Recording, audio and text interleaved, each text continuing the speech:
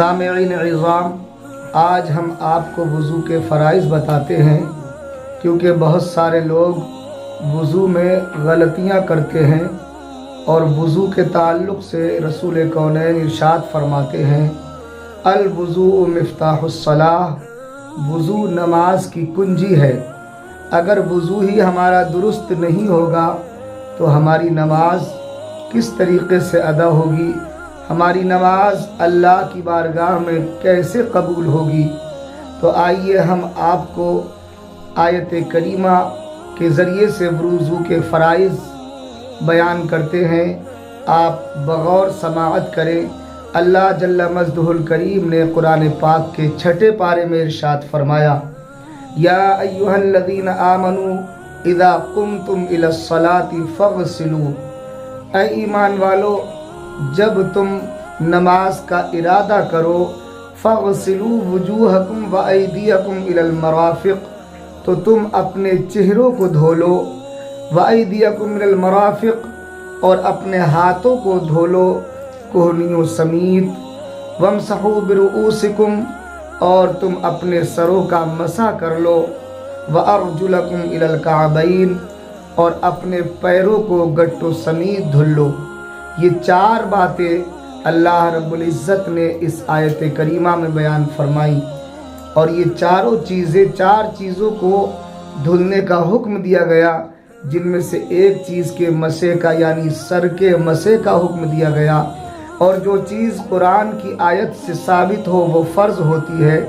तो मालूम ये हुआ कि जिन चीज़ों को धोने का हुक्म है, सर के मसे का हुक्म है, ये चारों बातें वज़ू के अंदर फ़र्ज़ हैं। अब आइए हमें किस तरीक़े से चेहरा धुलना है, तरतीब वार हम आपको बताते हैं। सबसे पहली चीज़ जो अल्लाह ने बयान फरमाई, फ़ग़सिलू वुजूहकुम, तुम अपने चेहरों को धो लो। चेहरों को हमें किस तरीक़े से धुलना है अपने चेहरे को, तो बाल उगने की जगह से ठोड़ी के नीचे तक का हिस्सा धुलने में शामिल है।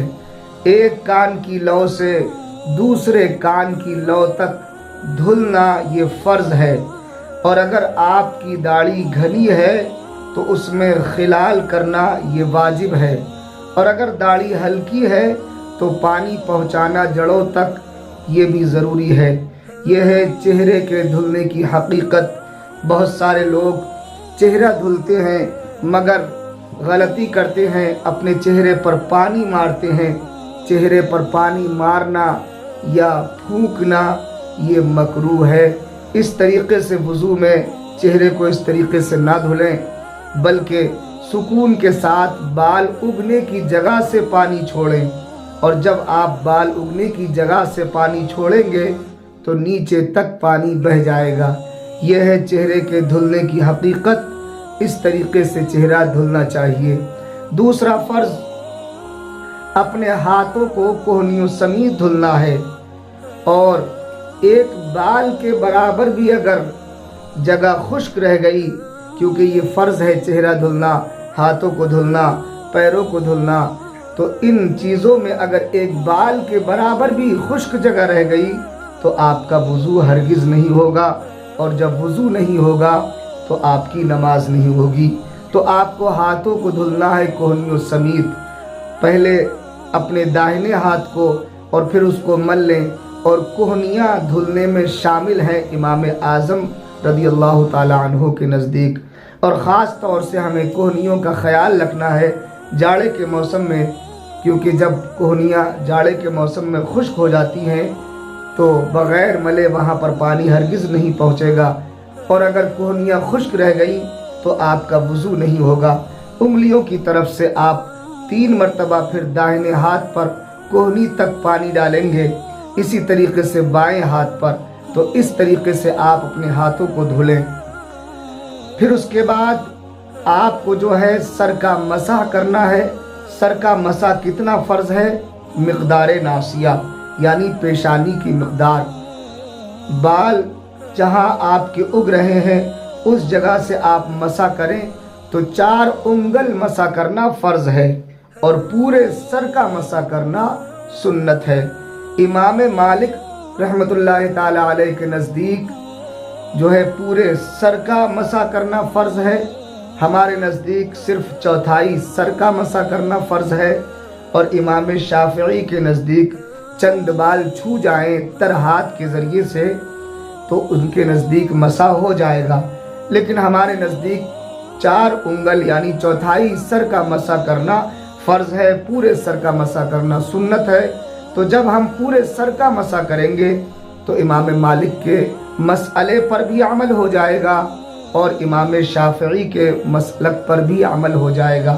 اس طریقے سے آپ مسح کریں، 3 انگلیوں کو ملا کر کے پیچھے کی طرف لے کر کے جائیں اور اپنی ہتھیلیوں کو جدا رکھیں اور انگوٹھے کو جدا رکھیں اور شہادت کی انگلی کو جدا رکھیں، اور پھر واپس پلٹ کر پیچھے سے ہتھیلی ملا کر سائیڈوں کی طرف لے کر کے آئیں، اور پھر انگلیاں بچی، انگوٹھا بچا، انگلیوں سے کانوں میں خلال کر لیں، کانوں میں مسح کر لیں، اور انگوٹھے سے کان کے پیچھے کی طرف مسح کر لیں۔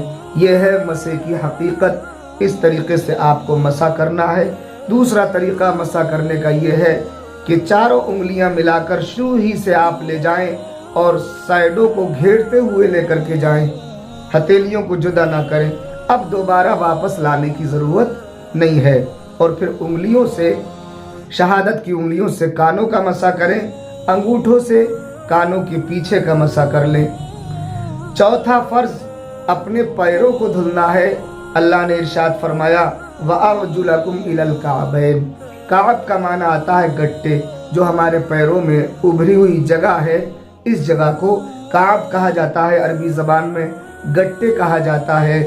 تو دیکھنے میں یہ آتا ہے کہ جاڑوں کے موسم میں یہ جگہ بہت خشک رہتی ہے، اگر ہم اس کا خیال نہ رکھیں، اپنا ہاتھ پانی کا تر ہاتھ نہ لگائیں، اس کو نہ ملیں تو یہ خشک رہ جائے گی، اس لیے پیروں کے دھلنے میں گٹوں کا خاص طور سے دھیان رکھیں، ان کو ملیں اور پانی پہنچائیں۔ پہلے دائیں پیر کو دھلیں گٹوں سمیت، پھر بائیں پیر کو گٹوں سمیت دھلیں، اور پھر اپنے بائیں ہاتھ کی کنا انگلی سے داہنے پیر کی کنا انگلی سے خلال کرتے چلے جائیں اور بائیں پیر کی آخری انگلی پر ختم کر دیں۔ یہ ہے پیروں کے دھلنے کی حقیقت۔ اس طریقے سے آپ وضو کریں۔ یاد رکھیں وضو میں 4 فرض ہیں۔ پہلا فرض چہرے کو دھلنا ہے، دوسرا فرض اپنے ہاتھوں کو کوہنیوں سمیت دھلنا ہے، اور تیسرا فرض اپنے سر کا مسح کرنا ہے۔ چوتھائی سر کا مسح فرض ہے، پورے سر کا مسح کرنا سنت ہے۔ اس کے بعد آخری فرض وضو کا اپنے پیروں کو گٹوں سمیت دھلنا ہے۔ محترم سامعین کرام، اگر آپ کو ہماری یہ گفتگو پسند آئی ہے تو ہماری ویڈیو کو شیئر کریں، لائک کریں، کمنٹ کریں، اور اگر ہمارے چینل پر نئے ہیں تو ہمارے چینل کو سبسکرائب کریں۔ السلام علیکم ورحمۃ اللہ تعالی وبرکاتہ۔